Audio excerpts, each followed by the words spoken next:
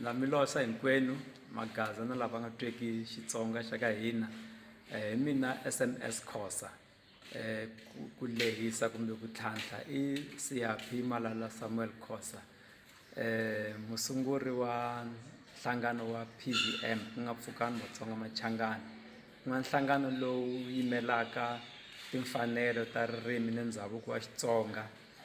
laha hi landzelerisaka matsalwa hinkwawo tibuku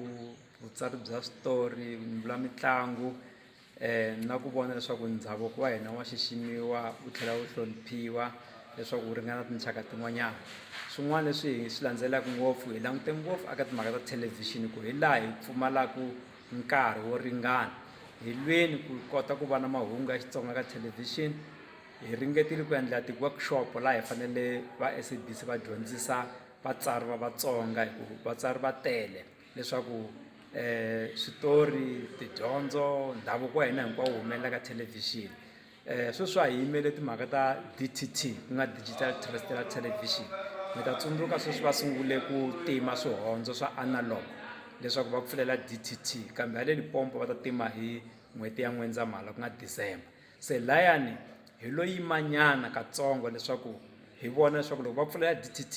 hi ta kota ku kuma tichanele tingani leswaku hi ta kota ku humelerisa vuswikoti bya hina hi Vutsonga bya hina aka thelevhixini loko swo tsandza kwalani hina makungu lamakulu ya leswaku hi hlanganisa rixaka hi ku tirhisa vukosi bya Vatsonga leswaku hi kombela xitichi lexi hi nga xi vulaku Xitsonga television channel hi apply hi nyikiwa nkarhi lowu leswaku hi ta kota ku endla makholwa lama hi nga na wona hi ku hi pfaleriwe mfungwe ya tumberile mara na ku tshemba leswaku hi nseketelo ya ku khomana tanihi rixaka swi nga ka swi nga hi tsandzi inkomu swinene.